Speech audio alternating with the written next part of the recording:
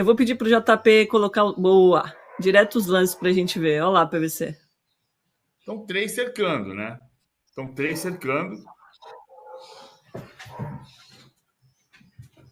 A bola vai passar a pequena área inteira. O tipo de lance não interceptou. O Diego Costa de atitude deficiente. O São Paulo ganhou um jogo fora de casa ano passado no Brasileirão. Isso é parte importante dessa história, né? É claro que tem uma falha da defesa. É evidente que tem uma falha da defesa. O Diego Costa não chegou de propósito. Nós estamos falando do goleiro da seleção brasileira, que está na Copa América, de um zagueiro que está na seleção brasileira, contratado pelo Paris Saint-Germain, que é o Beraldo. E o Caio Paulista não interceptou por quê? Porque ele ia ser contratado pelo Palmeiras depois? Não, não é, né? Vamos combinar. Sabe o que eu gostaria de ver? Um relatório da Good Games sobre o 6-1 agora do Vasco e Flamengo. E do 7-1. E do 7-1 também, do Brasil. Qual outro jogo vocês gostariam de ver num relatório da Good Game mostrando, no caso, como o São Paulo jogou mal esse jogo, né? Para mim é isso. Obviamente, Corrida não sou abaixo. especialista em manipulação de resultado, né, PVC? Mas olhando assim... São Paulo tinha acabado de ganhar a Copa do Brasil, estava classificado para a Libertadores, só ganhou um jogo fora de casa. Vamos voltar aqui um passo atrás. Essa é a maior goleada da história do Palmeiras sobre o São Paulo. Maior goleada da história. O Palmeiras nunca tinha feito 5-0 no São Paulo desde 65. Só em 65 tinha feito 5-0. Então ele igualou a maior goleada da história do Palmeiras sobre o São Paulo. Como o Flamengo fez a maior goleada da história contra o Vasco do Flamengo contra o Vasco no domingo passado. Então é o que a Domi está dizendo. Pega o relatório da Good Gaming sobre o Flamengo e Vasco, você vai ver se teve o comportamento direito do Léo. Passou equivocadamente. João Vitor chegou atrasado, fez falta, foi expulso. Cara, agora você pega isso daqui e leva para o Ministério Público de Goiás. O que o Textor está fazendo, eu já disse isso aqui, o prefeito dos factoides era o César Maia, né? Famoso também por ter se sentado no vaso sanitário ontem. Ele que era o cara que criava factoides, o César Maia, quando foi prefeito do Rio. O que o Textor está fazendo é criar um factoide e colocar logo depois o depoimento da Leila. Por que ele preparou logo depois o depoimento da Leila? Ou você vai ao Senado responder ao que a Leila disse. Na verdade, a Leila foi convocada como o Textor foi convocado. Ou você vai ao Ministério Público de Goiás. Agora, você não pega e joga no ventilador imediatamente depois do depoimento da Leila.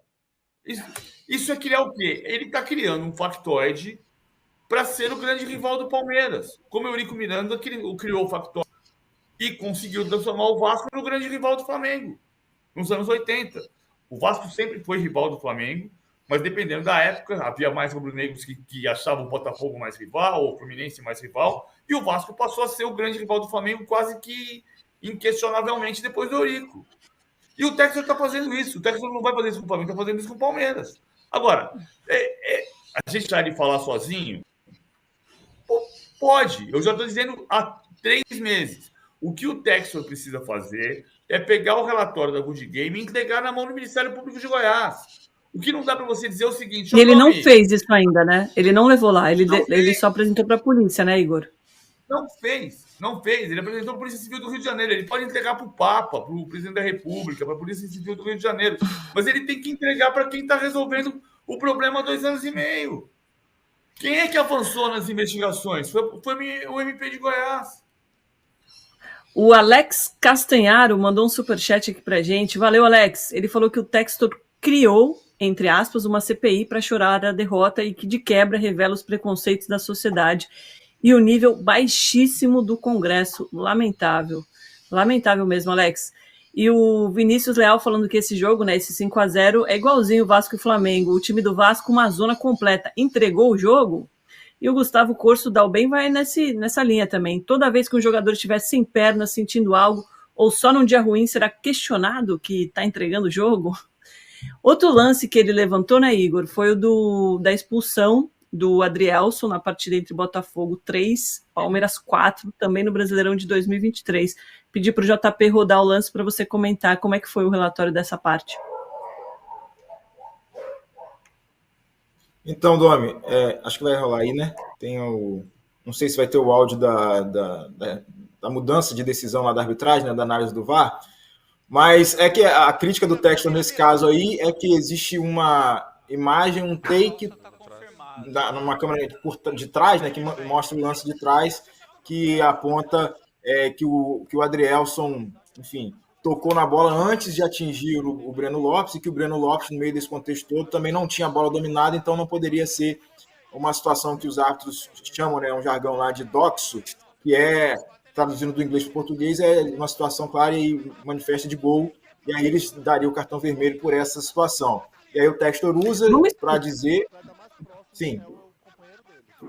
Não, a gente podia escutar o áudio do VAR, o que você acha? Consegue rodar de novo, JP?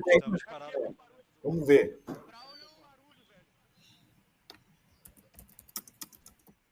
Vai rodar de novo. E aí, quando não aparece na tela aí, vocês vão ver que depois, no final, se eles forem no Textor aí... Chegou na bola. Atenção à tática. Pode cartão amarelo. Jogador do Palmeiras, 2 correndo, Braulio. Vira. Tá. A falta tá confirmada, tá? Gomes tá bem. Braulio. É um amarelo pra ele, tá? Puxa toda a camisa. Apesar que não tem mais defensor, tá? Parar no momento do contato. A pressa é de vocês. A pressa é de vocês. Praticamente é configuração. Tem a configuração dos 4 elementos. Tem direção, tem posse, não tem A pressa é de defensor. vocês. O que tá parando em partida? Tem domínio. Final vai sair. Tá? Você também tá reclamando. O atleta mais próximo é o companheiro dele. Vai para a banca. Exatamente.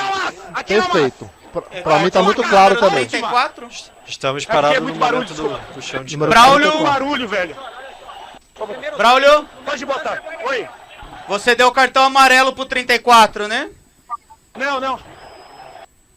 Sugiro revisão para possível doxo, tá? Aí, pode parar aí. Aqui mesmo atrás. Antes um pouco. Aí, tá? Já tô aqui, Traci. Aí eu vou soltar na marca onde tá falta, tá? Ele vai ter direção, não tem defensor. Beleza. Direção, possibilidade de dominar a bola. Distância e não tem defensores. Tem até o companheiro com ele. Perfeito. Ele tá em divergência. Eu só não tinha claro pra mim a direção, que pra mim agora é claro. Tô voltando, vou te mostrar abaixo. Isso, ele atinge e depois segura. O que tá falando, O difícil PVC, eu acho que deu pra gente entender, né? É que é tão confuso o áudio, né? Uma gritaria, uma bagunça. É até difícil pra gente entender, né, o que tá acontecendo. Mas, de fato, o VAR chamou o juiz e ele mudou de opinião. Como acontece em muitos lances.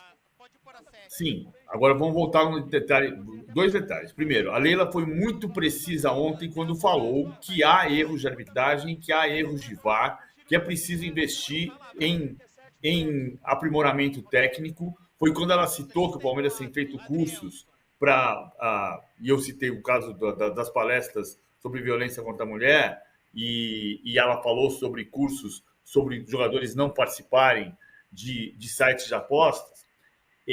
E ela citou o caso de Palmeiras e São Paulo da linha que não foi traçada em 2022, na Copa do Brasil. E o Palmeiras fez uma representação, na época, para a CBF, para dizer, olha aqui, tem um erro grosseiro, não foi traçada a linha. Esse lance que a gente está vendo, que é o lance da polêmica, aconteceu aos 30 minutos do segundo tempo. Tá? Aos 37 minutos do segundo tempo, que eu estava checando aqui, aconteceu o lance do pênalti, que é um lance, para mim foi pênalti indiscutível, mas na ocasião houve quem discutisse o lance do pênalti, porque tem a falta, mas tem o toque na bola. Se for para você manipular o VAR, você pode manipular e dizer que ele pegou a bola no lance do pênalti, embora seja um pênalti indiscutível. A mesma arbitragem que mudou de ideia e causou a expulsão do Adrielson aos 30 minutos do segundo tempo, foi a mesma arbitragem que 7 minutos depois deu um pênalti para o Botafogo, que o Tiquinho perdeu. Foi 7 minutos depois. PVC, vale sempre lembrar, né, a acusação do texto nesse sentido é de que ele aponta, né, supostamente, uma manipulação do VAR, né? Então, essa é a crítica que ele está fazendo quando ele usa esse lance do Adrielson, de que o VAR não teria mostrado um lance específico, uma tomada, um take, para o árbitro de campo decidir. E aí a gente, enfim, pode até analisar isso de forma crítica em relação à atuação dos árbitros, se isso deveria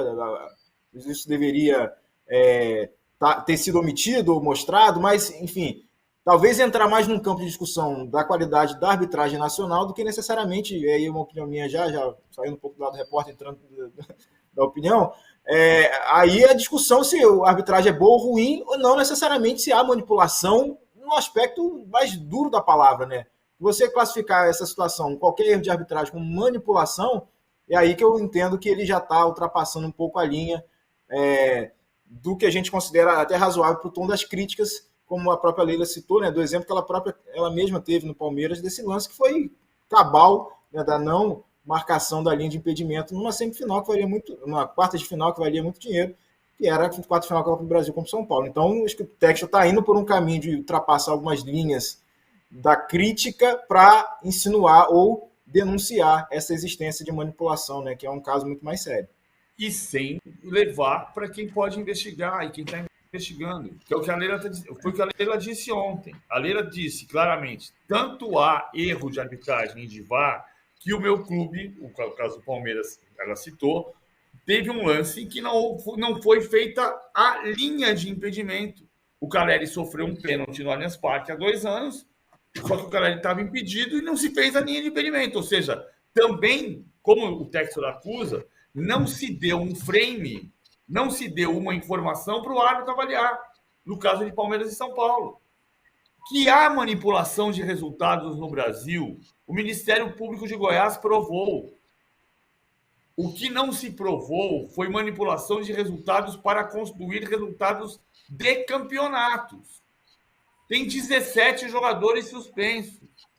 17 jogadores denunciados, melhor dizendo. Cara, é tão óbvio isso. É tão claro. Não. Manipulação. Os sites de apostas criaram um mecanismo que eles têm que ser regulamentados justamente para tentar diminuir, porque isso é uma indústria do mundo inteiro. Agora, tem manipulação. O Ministério Público de Goiás provou. É só levar para ele o que ele tem de indício. Supostos indícios.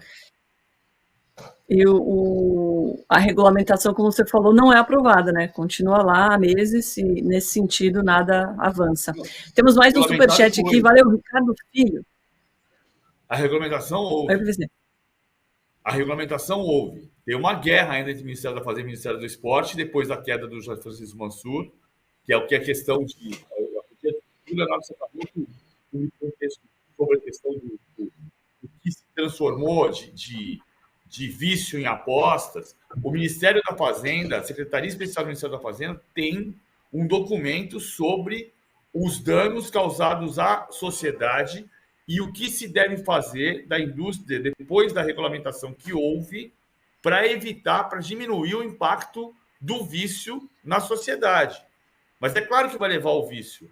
É o que está acontecendo. O único problema é que você está vendo. Por que regulamentou? Porque ficou 4 anos do governo Temer, quando legalizou, até o governo Lula, quando regulamentou, todos os 4 anos do governo Bolsonaro, sem regulamentar. E o que estava acontecendo? O cara está ali no boteco no Rio de Janeiro, do meu lado, diz assim, gol do Osasuna. Do Osasuna? Apostei que o Osasuna vai ganhar o jogo. Isso está acontecendo todo o botequim do Brasil. O cara pôs o site de Liechtenstein. Então tem que regulamentar no Brasil. Foi isso que aconteceu. O Ricardo Filho mandou um superchat aqui pra gente. Valeu, Ricardo. Bom dia. Como a inteligência artificial explica o Fogo não ganhar nenhum dos 10 últimos jogos do Brasileirão? Textor is a big joker. KKK. Piadas em inglês aqui, hein, no nosso chat. Muito obrigada, Ricardo. Não explica. A inteligência artificial ainda não está preparada para o futebol brasileiro. Igor, muito obrigada pelas informações. Bom trabalho por aí, que ainda tem muita CPI e volte sempre. Pois é, Dami, tem depoimento do CNM estava rolando ali, só para a última informação, né? Ele disse que das acusações que o Textor faz, o CNM disse que nenhuma do que diz respeito à arbitragem da CBF, nenhuma tem fundamento, né? E aí fica a questão da outra parte, outro trecho das denúncias do Textor, com um áudio que ele próprio revelou à Polícia Civil do Rio, que foi um áudio que o presidente da FES, Rubens Lopes, deu a ele, de um árbitro, reclamando que não teria recebido as propinas prometidas a ele para um jogo e o caminho mais concreto nesse momento que se tende nas investigações é ir em cima desse árbitro, e a polícia está fazendo isso, já tem coisa tramitando na justiça, para ir em cima desse árbitro para entender, e aí pode puxar um outro fio, um outro caminho de manipulação, não necessariamente, na Série A do Campeonato Brasileiro, mas nos campeonatos estaduais. Boa, Igor. Obrigada e até breve. Valeu. Qual